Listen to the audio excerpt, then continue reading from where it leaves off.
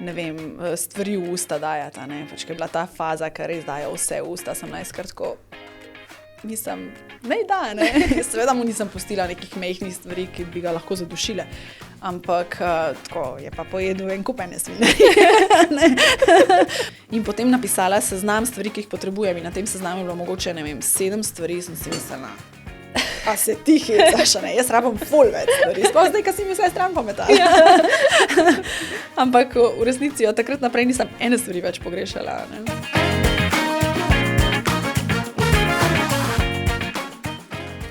Draga Nuša, lepo pozdravljena. Zdravo, dobro jutro. Dobro jutro, ja. Danes sva kar zgodnji, ker imamo obe polne urnike, ne. Drži.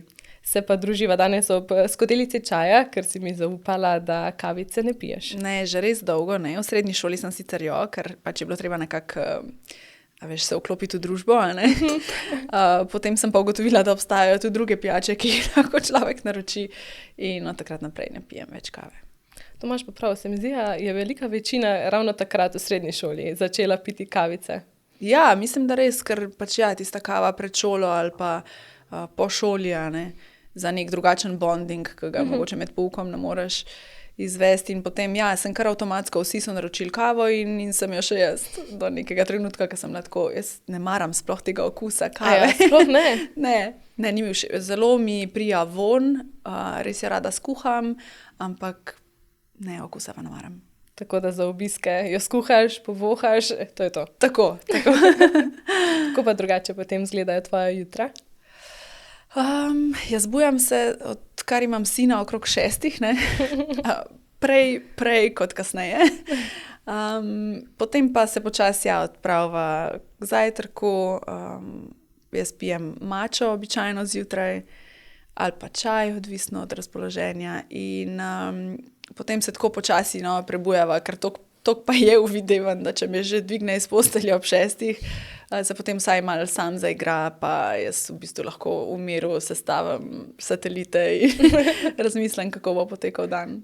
Te že čuti, ti da čas za zadihati. Ja, drugače mi pa kar v poslo prinese copate, kao, mami, greva. Akcija. Prej smo te res, seveda te še poznali po nalezljivem nasmehu, pa pozitivni energiji prek televizijskih ekranov. Zdaj v zadnjem letu je pa res v ospredju to, da si postala mami, da si prevzela novo vlogo. In se mi zdi, da tudi vsi gledalci so popolnoma navdušeni in zdaj res v ospredju samo to, a ne?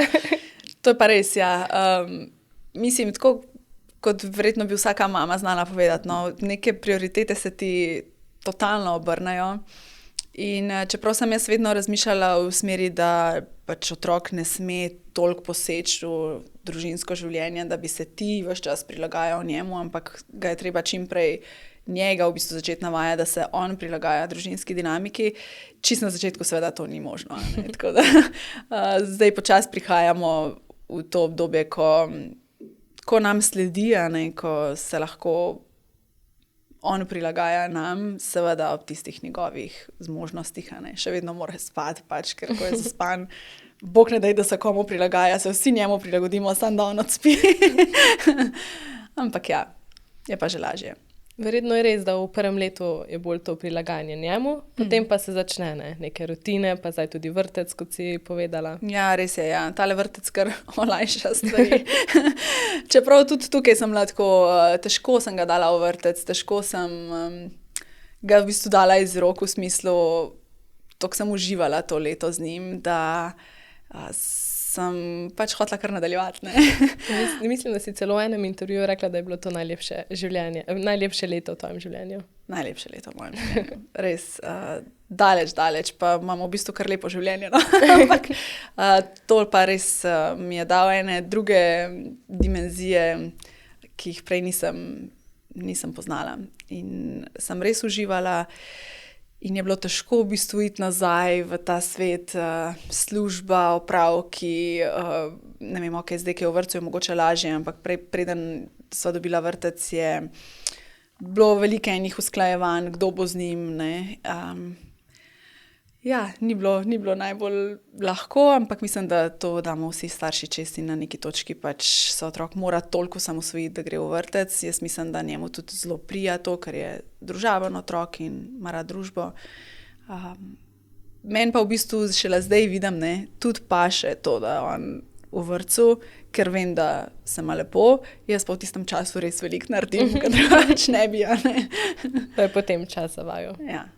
Se mi je bilo zelo simpatično, ko si tako čisto realno povedala, tudi meni bo šlo usklajevanje, koliko mamic dela, čeprav imaš morda malo nenavaden urnik, bolj dinamičen, pa daljši, Ja. ampak gre. Gre, mislim, sej res starši delamo čarovnije, ko je treba poskrbeti za svojega otroka, In ja, jaz delam do 7:30 zvečer, ne sicer vsak dan, ampak takrat, ko delam, me praktično ni, jaz ga peljem v vrtec in se vidva zvečer, Ampak imam pa veliko srečo, da mi urnik dopušča, da sem potem druge dni toliko več z njima, Tako da, kaj ne rečem, poskrbeti za otroka je prioriteta, mislim, da vsakega starša in vsi se soočamo z izzivi pri usklajevanju urnika, In seveda se tudi jaz. In seveda gre. In seveda gre. Ker v bistvu tvoj partner je že tretjič očka, Ja. Pa se zdaj prvič soočaš Ja. z vlogo mame. Ja, mislim, ena stvar, ki mi jo je rekel res, ko sem zvedela, da sem noseča in me je ves čas nekaj skrbelo, pa kaj, je to normalno, pa zdaj me tukaj nekaj špika, pa to, pa ni mi več slabo, je to zdaj normalno. Skratka, stalno nekaj skrbi in ja, že takrat mi je rekel, lej, dobrodošla v svetu konstantnih skrbi, od danes naprej te bo skrbelo vse življenje za nekoga bolj, kot te skrbi zase. In ja, tisti je bil tako en tak trenutek streznitve v smislu, mojega življenja, kot sem ga poznala, je zares konec. In mislim, da dokler nisem imela otrok, se z nikomer nisem tako pogovarjala o teh temah. In zdaj, odkar se soočam s tem, mi praktično vsaka mama reče isto, ne govor, jaz pa kar nekaj razmišljam, kaj če se mu to zgodi, kaj če se mu to... In sem jaz tako, nisem edina, to je normalno. Torej. Ampak kad si vseeno zdaj po enem letu med tistimi sproščenimi mamicami ali ne? Ja, mislim, da sem, ja. Mislim, pač stalno me nekaj skrbi, ampak mislim, da znam spustiti stvari in tako kot recimo me opazuje moj partner, ki ima izkušnje od prej, pravi, da sem med tistimi nekomplicirajočimi starši. Jaz tam imamo kar veliko stvari pustim, seveda, če vidim, da je dost varno, ampak se ne bojim, da se bo udaril rob mize, se ne bojim, da se bo take stvari, ki načeloma mu ne morejo biti hudega, ja, verjetno bo joko, če se bo butnil rob mize, ampak se bo pa navadil, da mora pogledati, kje je rob, in mislim, da pri takih stvarih sem kar sproščena, Tudi, kar se tiče, ne vem, stvari v usta dajati, Pač, ker je bila ta faza, ker res dajo vse v usta, sem najskratko, mislim, Seveda mu nisem pustila nekih mehkih stvari, ki bi ga lahko zadušile, ampak tako je pa pojedel en kup ene svinjarije. Mogoče zato zdaj po enem mesecu vrtca še nismo bolni. Ja, dobro, da si potrkala. Ampak ja, se mi zdi, da to je najbolj tista stvar, po kateri vidiš, ali lahko dajo usta ali ne, se bojite za tiste bacile ali ne. Ja, jaz sem videla, da ga v celofan ne morem zaviti, tudi zato, ker pač imava še 2 otroka, ki ima je težko razložiti, da je treba roke si umivati, ker ne samo zjutraj, pa zvečer, in sta tako, sej sem umil roke, pa si z milom. Tako da pa sem rekla, lej, pač kar bo, ta otrok bo vsaj odporen in zaenkrat kaže, da se obrestuje. Tako. A potem pa že imaš nekaj izkušenj vseeno z vzgojo in z otroci. Ja, imam tako kot pač tisti priključeni starši, ali kako se temu reče, lahko imamo. Ona 2 imata sicer super mamo, odlično mamo, ki je jaz ne bi mogla in ne bi hotela nadomestiti. In smo nekako tako vpeti vsi skupaj, da drug drugemu pomagamo. Veliko je ona meni pomagala na začetku, ko kar dobiš 2 otroka, tako, ko se ne uvajaš z njima, ne rasteš z njima. je verjetno se težje zdi, ker sem lahko, kaj ne se sploh pogovarjam, jaz nimam toliko izkušenj z otroki, sploh ne s toliko starimi, kot sta bila ona dva takrat in je bilo meni, tako malo mi je bil izziv, no, in mi je takrat njuna mami velikrat kaj sugerirala, kaj naj počnemo, da nam bo dobro, ne. Tako da, ne, glede tega sem ena velika srečnica, da sem se vključila v tako družino, ki je funkcionirala že pred mano, a ne, in da sem jo jaz v bistvu sam še na nek način obogatila, tako kot so oni obogatili moje življenje, ne. Najprej obogatila sabo, zdaj pa še z enim članom. Ja, tako. Pa prepričana sem, da je zdaj v tisti največji pozornosti, glede na to, da je najmlajši. Ja, veliko se vrtita okrog njega, ja. Pa ja, mislim, verjetno je, sploh v tem prvem letu, tako kot smo že prej ugotovili, ne, se res veliko stvari vrtijo okrog njega. Ampak zdaj pa že vidim, no, da se zgleduje po njima, da ves čas v bistvu on daje njima pozornost. Mogoče tudi takrat, ker ne bi hotela. Tako, imam lahko malo miru. Ampak kar zraven, pa vse bi počel isto kot ona dva. Tako da, ja, mislim, da zadeva gre tako, kot mora iti. Lepo slišati. Ja. Kaj bi lahko sploh izpostavila en tak najlepši trenutek do zdaj z sinčkom? Meni je bilo recimo dojenje nekaj tazga neponovljivega in edinstvenega. Dostikrat sem recimo pomislila, ker v tisti fazi dojenja ni spal. Tudi po noči se je zbujal na 45 minut do ure pa pol. In res kar v eno se mi zdi, sva bila preklopljena. In takrat sem dostikrat pomislila, da se to dogaja zdaj, in nikoli več ne bo tega z njim, ne. Ne bo se dojil do 15 leta, ne bo več noči bedela skupaj samo mi dva, ne. In takrat se mi res zdi, da se je svet ustavil za vse druge, samo za naju, ne. In pač, ko sem, sicer je bilo naporno, ko sem se ravno ulegla, pa se je spet zbudil, pa je spet hotel, ne. Ampak v tistem trenutku res to po moje ti hormoni naredijo, ker drugače človeštvo ne bi šlo naprej. V tistem trenutku, ko se povežeta prek dojenja, je tako, mamo preplavljajo eni taki hormoni, verjetno oksitocina, da to je enostavno neopisljivo. To si najbolj srečen, da ga lahko na tak način pomiriš, da ga na tak način hraniš. In tudi on v bistvu s tistimi očmi, ki te gleda gor, ka boga, ne, res nikoli več me ni od takrat tako pogledal, pa mislim, da sem si prav hvaležna, da sem posnela enih par teh kadrov, kako ga dojim, ker mi je še zdaj, kadar imam kakšen slab dan, grem pogledati tiste posnetke, se mi zdi, da kar še enkrat dobim naval hormonov. Tako da to bi rekla, da so bili najlepši trenutki. In sem hvaležna, da sem lahko dojila, čeprav si nisem dala nekih hudih pričakovanj. Nisem bila na srečo toliko bremenjena s tem, bom ali ne bom dojila. Če ne bi šlo, pač ne bi, a ne. Se mi zdi, da glih tako lahko poskrbiš za otroka pač z adaptiranim mlekom. Hvala Bogu, da imamo to možnost in si nisem hotela, da tega pritiska, ampak na srečo se je zgodilo, no. In sem vesela, da se je. Da je bilo tako, kot je bilo. Pa se mi zdi, da potem, če pač pride do tega, da ženska ne more dojiti, vseeno najde en tak drugo povezavo, ne, drug način. Sigurno, ker tudi, ko sem ga nehala dojiti, ko sem tiste prve 3 dni po prenehanju sem bila kar malo tako žalostna. In ja, točno to se mi je zdelo, da v bistvu se ne bova več mogla nikoli na tak način povezati. Ja, sej na tak način ne, seveda, ampak pridejo res drugi načini in verjamem, da tudi mamice, ki ne dojijo že od štarta, imajo točno take povezave, kot so imela midva, recimo, ne, samo pač na drugačen način. Itak so pa vse edinstvene, vsak ima nekaj drugega. Točno to. Mame smo, ja, čudna bitja. Ja, pa žensko telo, ne, kako se prilagodi in kaj zmore. Ja, res, nisem si predstavljala v bistvu, da greš lahko v dokaj kratkem obdobju skozi takšne spremembe in se potem v bistvu vrneš nazaj v to, kar si bil, ker sem bila tako, ne vem, če bom še kdaj iste oblike, kot sem bila. Ampak ja, telo je čudo. Točno tako, ja.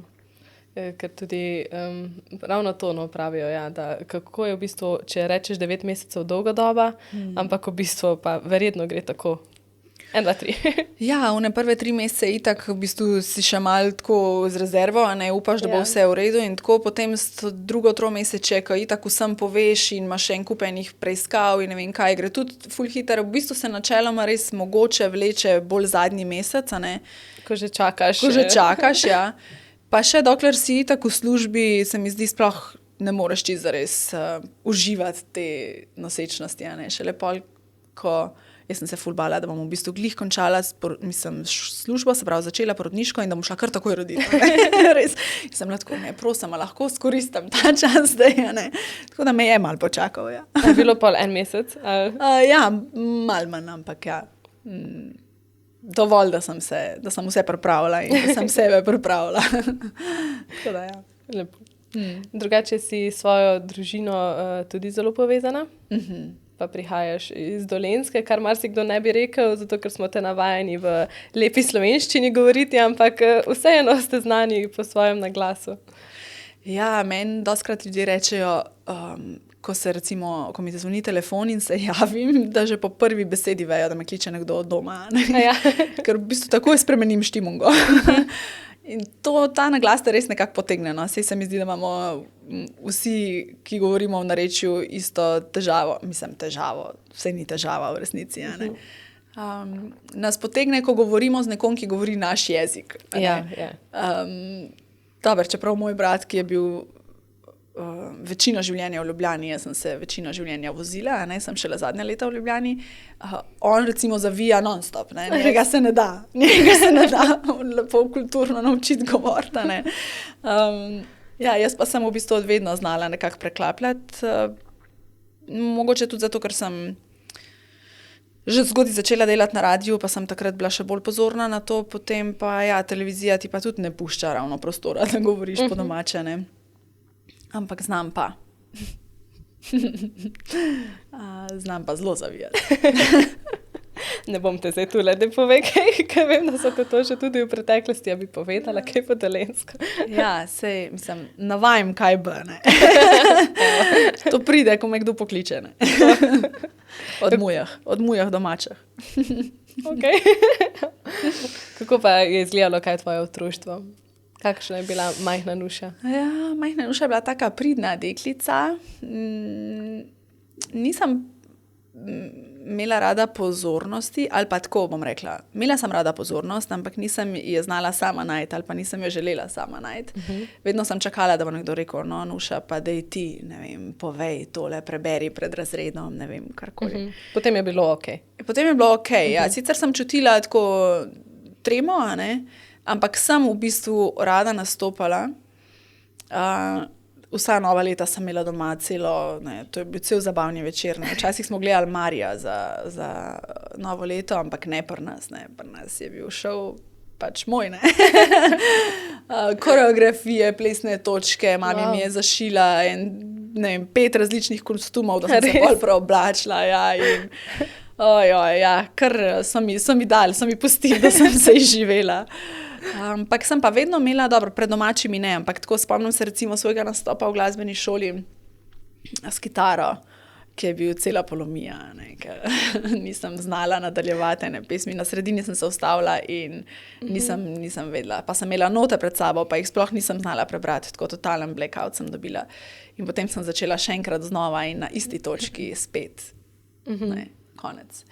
Tako da tiste zgodbe se spomnim kot zelo travmatične in mislim, da je v bistvu zaslužna tudi zato, da sem se potem sploh spravila ven iz te svoje cone obdobja, v smislu, ja, ni prijetno biti v središču pozornosti, če se nekaj zalomi, a ne. Fino je, kadar gre vse gladko, a ne, ko te občudujejo, ampak ne bo vedno tako, ne. V življenju se bo kdaj tudi zalomilo in včasih se zalomi pred očmi javnosti. In takrat se mi zdi, da sem začela veliko razmišljati o tem, kako se soočati s tem, a ne, kako preprečati v bistvu tudi, kako zmanjšati možnosti, da se ti to zgodi in kaj narediti, če se to zgodi, a ne. Tako da ta del zdaj recimo uporabljam v svoji službi, pa tudi pomagam ljudem, ki si želijo preseči te strahove. Ja, ker imaš v bistvu tudi svoje delavnice javnega nastopanja, ne? Drži, delavnice javnega nastopanja delam večinoma za podjetja pa posameznike, individualne. In ja, vidim, no, da nam je skupno vsem to, mislim, večini ljudi je skupno to, da imamo nek strah pred nastopanjem ali pa strah pred neuspehom pri nastopanju. A ne? In ja, pravijo, da je v bistvu to najbolj razširjen strah. Med vsemi strahovi. Med vsemi strahovi. 85% ljudi naj bi imelo neke vrste strah pred javnim nastopanjem. Pa se je razumljivo, pa s tem se soočamo že v osnovni šoli, pa si vedno videl tiste, ko so bili rojeni za to, ki jih je bilo ene par mogoče, en, dva, drugi pa malo bolj zadaj, pa res morem. Pa. Ja, in to se mi zdi to povsem normalno. Vsi, tudi tisti, ki so rojeni za nastopanje, se morajo pripraviti za res dober nastop. Tudi ti, a ne? Se mi zdi, da imajo oni v bistvu še težjo nalogo, ker njihovi možgani mogoče zaznavajo kot, imam jaz to, dober sem, se meni pa to res gre. In v bistvu podcenjujejo potem situacijo in publiko. In včasih je tisti, ki ni bil rojen za javno nastopanje, pa vzame resno, pa se pripravi veliko boljši na koncu, kot tisti, ki je vzel z levo roko, zato ker itak je talentirana. Tako da, kako že pravijo, trdo delo poje talent za malco. Dobro je imeti talent, ampak s trdim delom dlje prideš. To je en tak moto, ki poveš svojim udeležencem delavnice, verjetno tudi. Kadar rabijo, ja. Ampak si ti mislila, da boš pristala torej, na televizijskih ekranih za radijskim mikrofonom, glede na to, da si študirala na fakulteti za farmacijo? Pa verjamem, da to marsikdo ne ve. Ja, študirala sem laboratorijsko biomedicino, zato ker sem si jaz vedno želela biti laborantka. In že v srednjo šolo sem šla laboratorijski tehnik, ker sem hotela biti laborantka. In jaz sem oboževala ta vonj po laboratoriju. To v bistvu, ta poklic, ki se ga ljudje bojijo, ker prideš tja zato, da te zbodejo, ni najbolj prijetno. In meni se zdelo, da sem jaz človek, ki znam to izkušnjo mogoče narediti malo bolj prijetno, ki jih znam razumeti, pomiriti, povedati, razložiti, kaj jih čaka, da bo hitro minilo in ne vem kaj. Skratka, zdela se mi je, da v bistvu laboratoriji rabijo take tople in sočutne ljudi, ne nekoga, ki bo rekel, dejno, kaj pa jamraš, se bo minilo. Poleg tega me je pa odvedno navduševal svet, ki ga ne vidimo s prostimi očmi. In mi je bilo fascinantno gledati pod mikroskopom krvne celice, tudi viruse pod elektronskim mikroskopom, bakterije in tako. Ta svet v bistvu, ki je tukaj z nami in ga včasih podcenjujemo. In če ne bi šla študirati laboratorijske biomedicine, bi ziher šla študirati mikrobiologijo. Skratka, ful me je zanimal ta svet. In v sanjah se mi ni zdelo, da bom kdaj šla na televizijo. In tudi ne bi, če ne bi ponavljala prvega letnika faksa, kar je bilo zame totalno presenečenje. V bistvu je bila šlamparija. Enega kolokvija nisem šla niti delati, ker nisem vedela, da je pogoj. In potem sem imela v bistvu narejenih več izpitov, kot bi jih potrebovala za napredovanje v drugi letnik, ampak pač nisem imela tega dotičnega kolokvija in nisem šla naprej. In posledično sem imela v naslednjem letu res malo dela, ker sem naredila pač kar veliko izpitov v prvem letniku, mislim, da sta mi ostala 2 pa ta kolokvij, ne vem. In sem bila tako, kaj bom delala, in po drugi strani, toliko sem bila jezna in razočarana sama nad sabo, da sem se hotela v bistvu kaznovati na nek način in sem rekla, ok, zdaj boš pa to leto delala nekaj, kar sicer nikoli ne bi, in boš šla čisti svoje cone obdobja. In to je bil radio.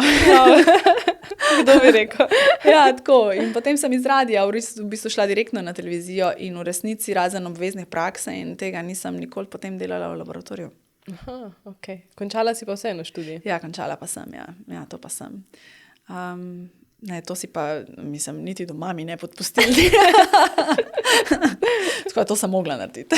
Pa verjetno tudi. Si takšen človek, da moraš zaključiti neko stvar? Ja, mi je pomenilo, da nisem vrgla stran teh let, itak, da imam na koncu nek papir vseeno. Pa tako pridna. Evo, ko si rekla, da je bila mala Nuša takšna pridna punčka. Ja, v bistvu sem, saj imam svoje odstopanja, seveda, ampak v osnovi sem kar taka Ja, po pravilih. No. Tako. Ja, so takšni, ja. Ja. Smo si različni. Ampak zanima pa me, glede na to, da torej učiš in javno nastopanje, pa to, a si ti vseeno zelo, zelo samozavestna pred kamero? Ali pride kakšen dan, ko nisi, kako gledaš na to? Ja, mislim, vsekakor pride kakšen dan, ko se ne počutam za nastopati. Zdaj, jaz v bistvu v prvi fazi se skušam tega lotiti tako, da probam biti pred kamero to, kar tudi sicer sem.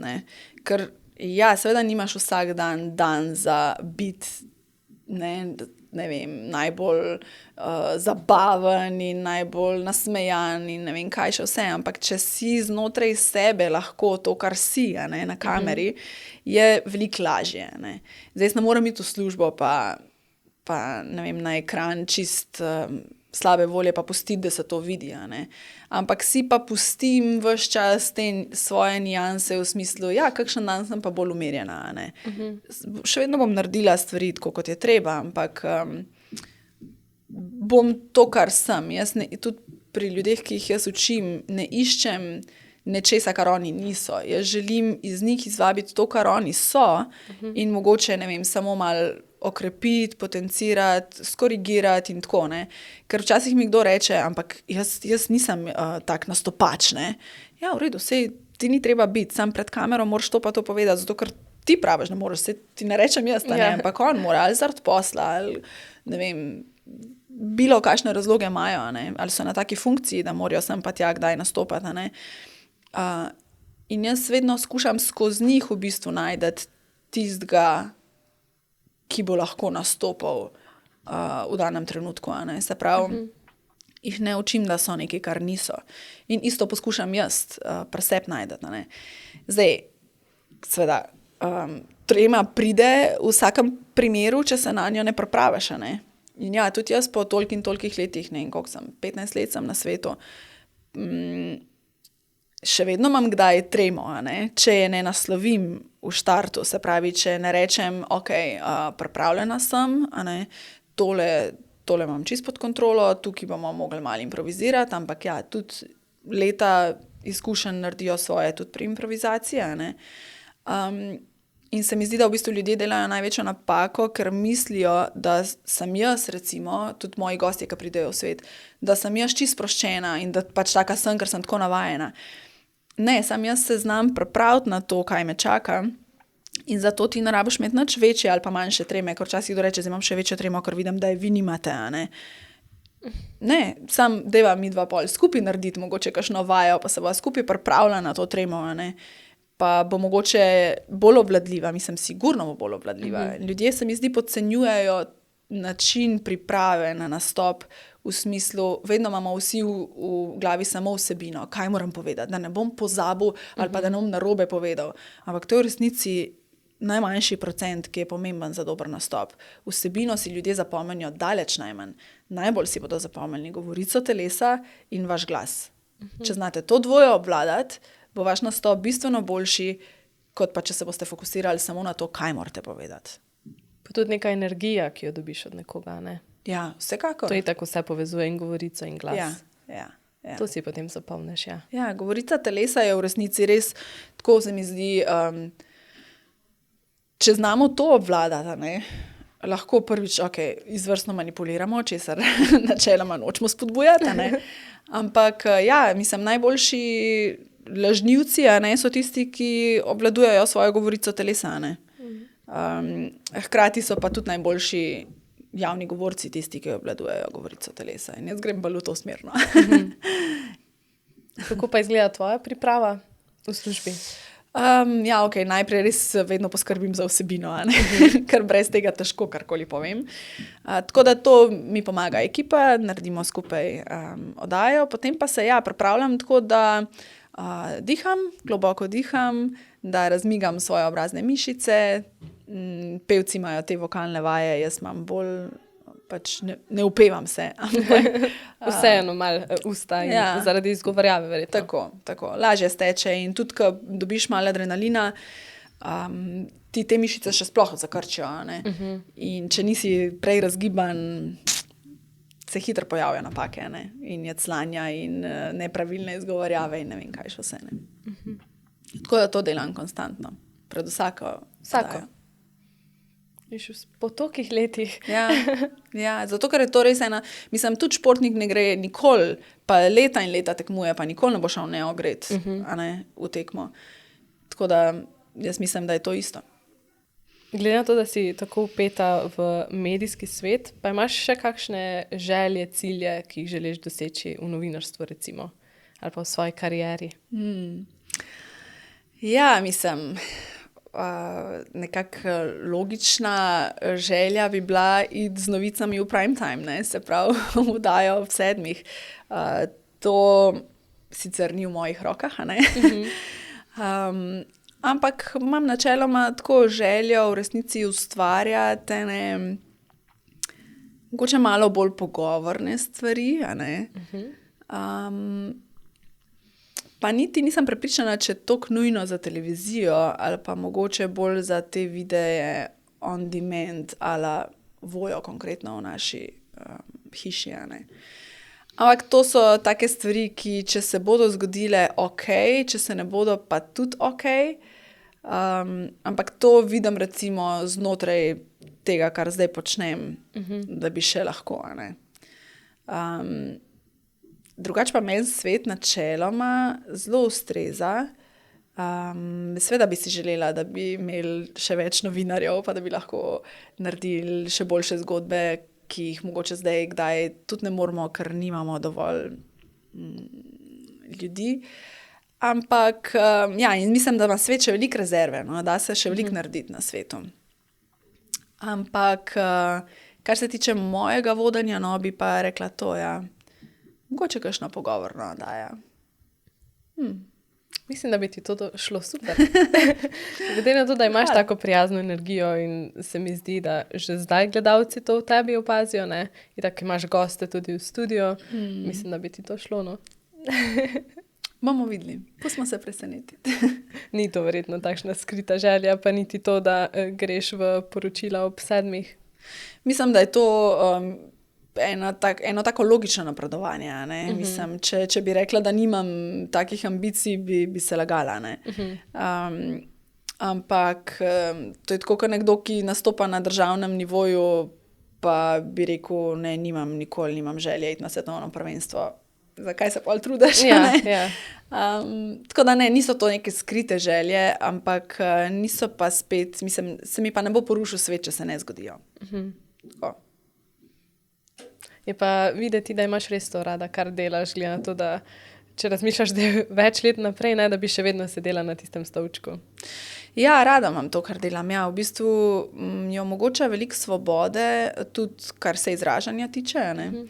Rada sem v tem stiku z ljudmi, ko nam zaupajo zgodbe, ko jim pomagamo pripeljati eno zgodbo do nekega epiloga, ko so nam hvaležni, a ne, da so lahko naredili in mi njim, da so nam zaupali, da to sploh naredimo.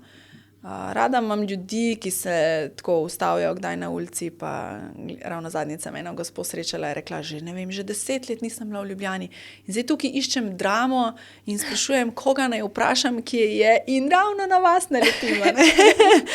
In sem lahko vesela, v bistvu se mi zdi, da je bolj ona meni polepšala dan, kaj jaz njej.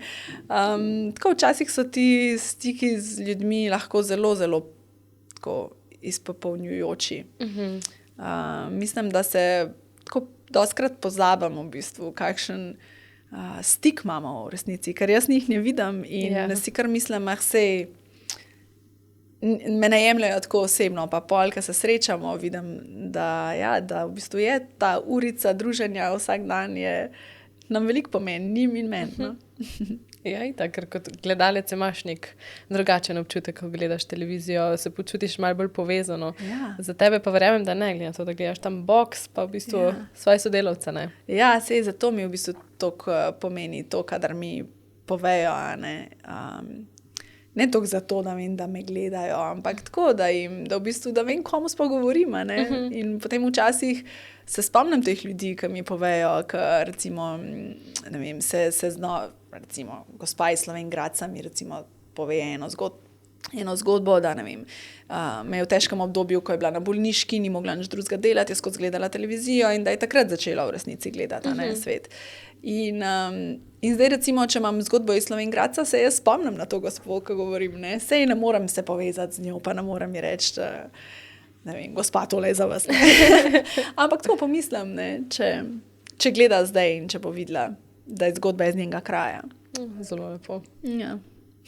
To pove tudi veliko o tebi, ne? Da res rada to počneš in da ti ta stik pomeni. Oziroma, da veš, da so ljudje tam. Ja, zavedam se, da brez gledalcev jaz nisem nič. Ne, ne morem opravljati tega dela brez njih. In zato mi res veliko pomeni. Prvič, da so tam in drugič, olajšajo mi v bistvu delo, če si lahko predstavljam, komu govorim. Kot pa ja, tako kot si rekla, da gledam tam v kamero in snemalce, ki jih poznam že 15 let, vsak dan iste. A se ti drugače še javijo kateri gledalci, recimo na Instagramu? Ja, na Instagramu se čeprav na Instagramu je večinoma mlajša populacija, ne gledajo toliko zelo vneto sveta, tako da načeloma tam se mi javijo, se mi. Ampak največ je v resnici kar klical, recimo, v redakcijo, pa tako, recimo, ko se kje srečamo, ne, tako me kje ustavijo, ali pa na Facebooku je ogromno tega, ker na Facebooku sem zelo lena. Ampak vsake toliko časa se spomnim pogledati v inbox in vidim, ker v bistvu se mi zdi na Facebooku malo starejša populacija in oni so bolj tako lažje napišejo, ne vem, ali pa delijo recimo svoje občutke med tem, ko gledajo, ali pa kakšno mnenje včasih tudi povejo. Ta mlajša generacija pa bolj tako na Instagramu, ne vem, kaj polajka, kaj napiše, ne vem, ampak njih zanima tako, kaj sem oblečena, kje smo to dobili, kje smo kupili. Ne mogoče toliko zelo osebno, ne jemljajo toliko osebno kot starejše generacije, ki se res prav povežejo z nami, ne. Ja, se opazi razlika. Ampak tudi ti si kar včasih aktivna na Instagramu, pa podeliš kakšen delček svojega življenja. Ja, se trudim biti aktivna na Instagramu, ker drugače pa res ne vem, me bo pa čas čisto povozil. Ja, na Instagramu v bistvu delim bolj kakšne, nekaj tudi za kulisje oddaje, pa tako, ampak kakšne take stvari, ki se mi mogoče zgodijo, kdaj je doma v prostem času. Ampak ja, odkar imam sina, toliko malo objavljam, ker njega pač ne želim vpletati v to. In v bistvu je pa cel moj svet zdaj on. On pa služba, tako da zdaj večinoma so stvari, tako, ki se mi zgodijo v službi gor na Instagramu. Ampak se moram malo razmisliti to strategijo za Instagram. Ne razumem več teh algoritmov in vsega tega. Mogoče bi si mogla tukaj pa jaz poiskati kakšno pomoč. Ja, Instagram je zdaj kar vpet v naše življenje. Je, ne? Ja. Ne vem, ti si pripadnica mlajše generacije, ti mi povej, kako pomemben je Instagram. Ja, je kar. Čeprav vseeno mislim, da ti imaš neko tako svojo publiko že zgrajeno. To je bolj za nas, da se približaš mogoče bolj nam, ki ne gledamo vsak dan. Ja, sej to, nekako je to tudi moj namen, ja. Ampak težko vas je spraviti pred televizijo. V moji generaciji smo vsi sedeli pred televizijo, nas je bilo težko dobiti stran, ne? Vas pa dobiti pred televizijo, ja. Ja, pa tudi jaz priznam, pa sem novinarka, pa raje pobrskam po spletu ali pa po podcastih, a ne? Ja, tako. Ja, vem. Sej tudi jaz ne sedim več pred televizijo, tako kot sem včasih, ne. Tudi jaz recimo poročila gledam medtem, ko, ne vem, likam ali pa kuham, tako, ne, uspod. Ampak mislim, dobro, jaz jih tudi moram, ampak vidim, že moja generacija mojih prijateljic, recimo, ki ne delajo v medijih, težko jih je privabiti, da gledajo poročila, ne. Mislim, da je to v bistvu v veliki meri zasluga tega, da velikrat poročamo negativne novice in ljudje smo v zadnjem času postali tako nestrpni do negativnih novic in iščemo tako to neko self-care in pomirjanje in pač bodi dober s sabo in tako, in ta neka osebnostna rast, ki težko pride, če ves čas si bombardiran samo z negativnimi novicami, In jaz iz tega vidika gledalce razumem, da ne želijo gledati poročil, ampak jaz jim ves čas govorim, da prvič mediji bodo vedno objavljali tisto, kar ljudje gledajo, in še vedno, kadar objavimo dobro novico, ni tako gledana, kot kadar objavimo slabo novico. Tako je tudi na spletu. In tako je tudi na spletu. Druga stvar je, treba se je zavedati, da informacije je treba dobiti od nekod. In zdaj lahko jih iščeš po spletu, na nekih nekritičnih družbenih omrežjih, mislim, nekritičnih v smislu nepreverjenih, ne? Ampak bolj zanesljivo je, da jih najdeš iz prve roke pri nekomu, ki jih preveri, namesto tebe, in to so poročila.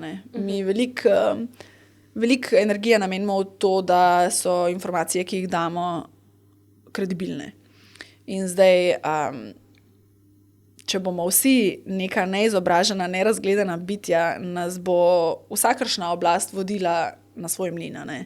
Zato rabimo gledati poročila, da se informiramo, da si ustvarimo svoje mnenje, svoj pogled, in da se znamo v skladu s tem potem tudi odločati.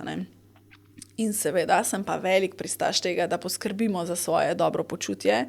In ja, če vas novice spravijo v slabo voljo, absolutno poskrbite, da se nastavite nazaj na to prave vatle. Mi v svetu se res trudimo, da imamo dobre zgodbe, da zaključimo z dobrimi zgodbami, da vas ne pustimo, tudi če imamo prej slabe novice, da vas ne pustimo z njimi spati, ampak vam damo na koncu še, ne vem, najmanj pozveka, da nas vse skupaj malo nasmeji, da nam pokaže en drug point of life, in v bistvu na ta način poskrbi za neko psihofizično stanje, da se ne gremo vsi pol žile rezati po teh negativnih novicah.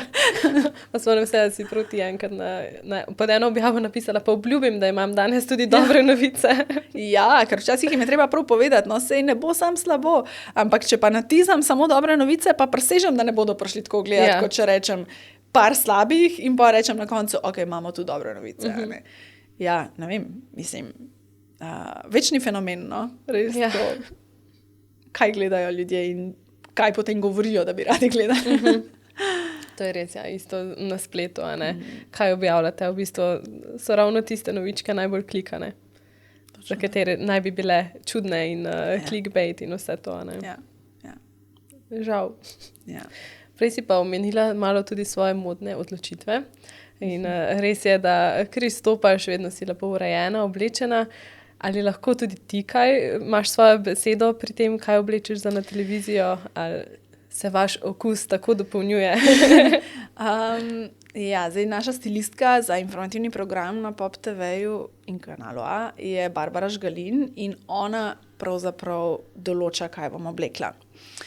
Ja, ona gre toliko na roko, da če meni res kakšna stvar ful ni, in mi je seveda ne bo rinila, Ampak jaz moram reči, da sem, kar se modnih trendov tiče, zelo konzervativna in težko sprejemam nove trende. In zdaj, ko mi je povedala, kakšna moda bo spet s temi nekimi malo staromodnimi vzorci in vse neki široko in brezoblično, sem bila jaz tako, kaj bomo naredili zdaj? Ampak, mislim, jaz bi rada imela barve, jaz bi rada bila tako malo bolj živahna, če že prinašam slabe novice. In pol, kadar me obleče v kakšno črno, si mislim, Ampak, se pravim, v bistvu ona posluša, kaj si jaz želim in skuša znotraj tega najti stvari, ki mi bodo všeč.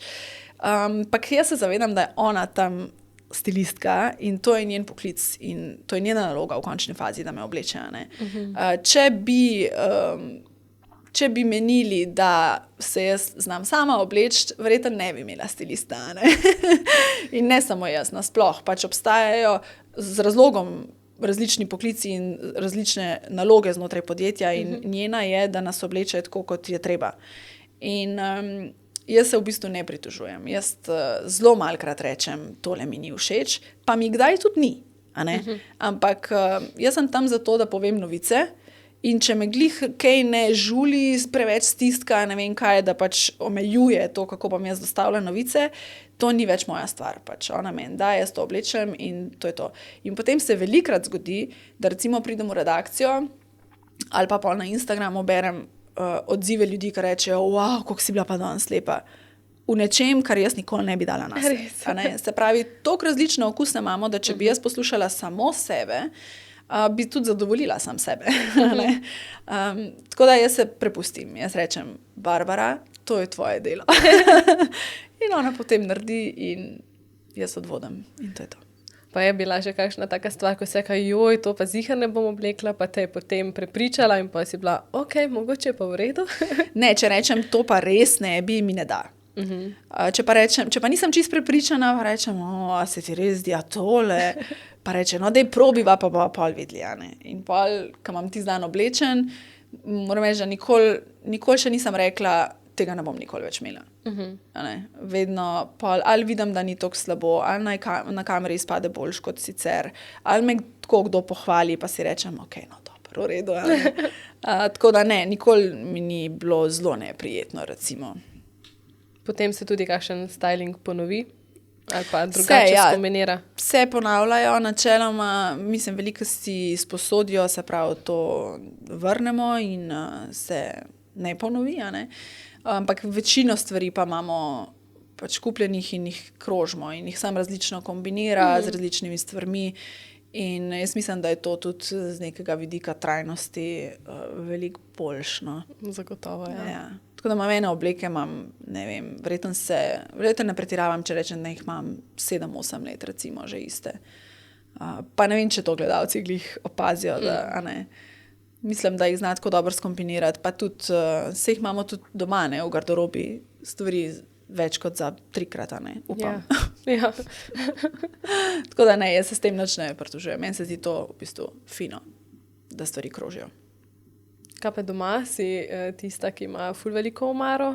Ne, mislim, imela sem bistveno večjo prej, potem sem se pa parkrat preselila in je tako nepraktično. Če dalje manj. Ja.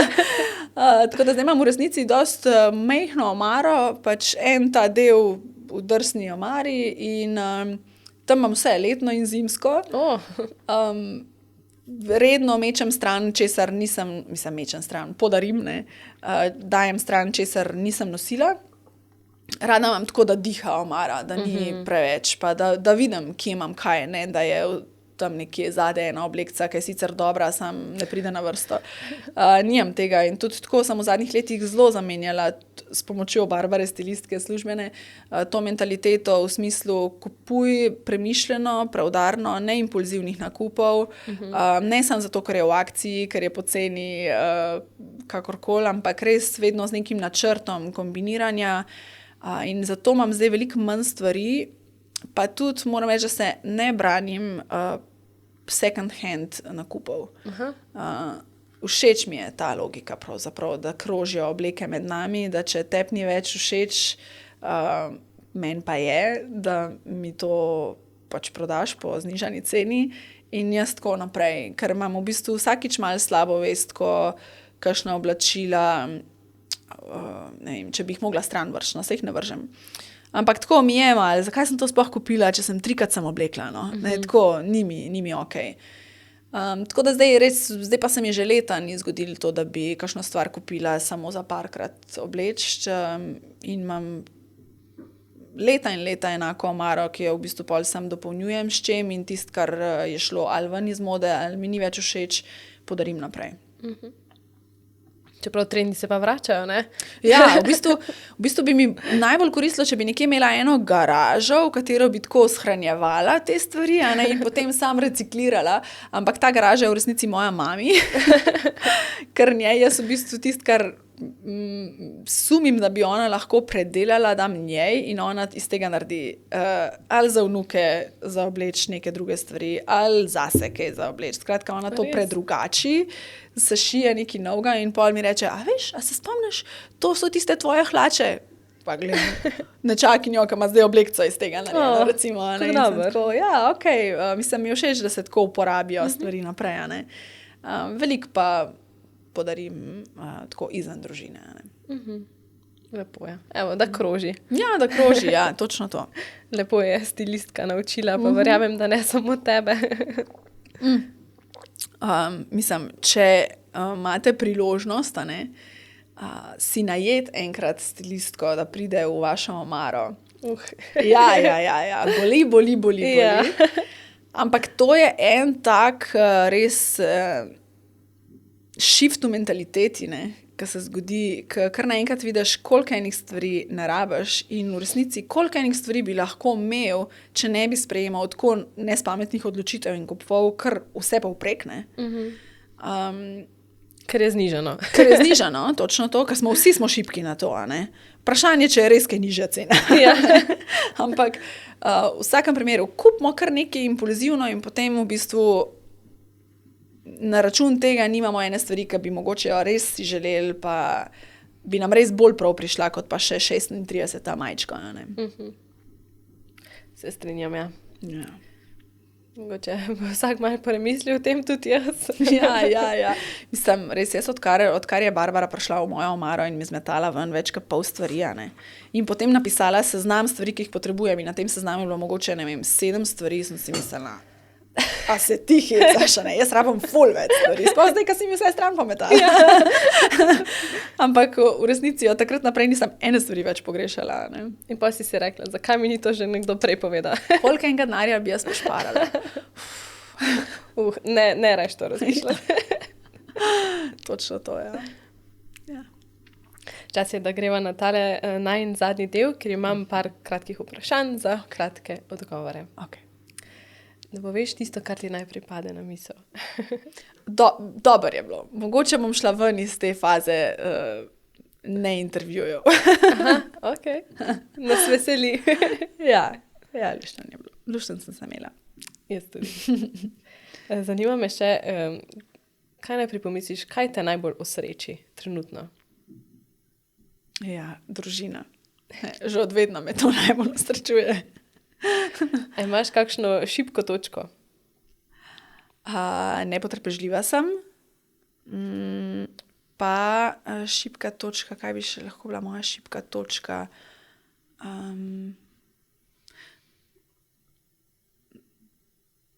Koliko časa pa imam?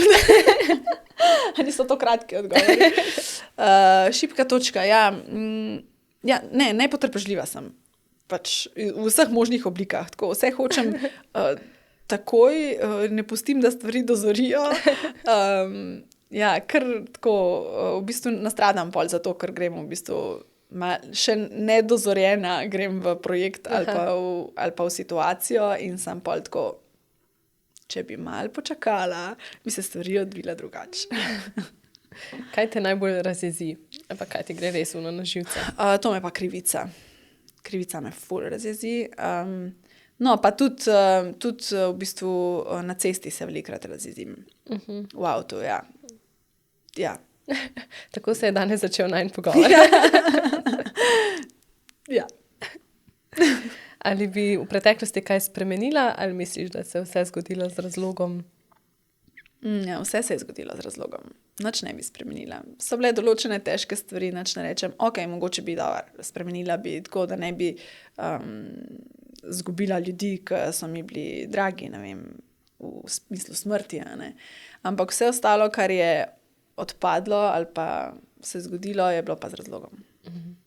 In pa še za zaključek, kaj je najlepši kompliment, kar si ga prejela, pa da še danes morda kdaj pomisliš na njega?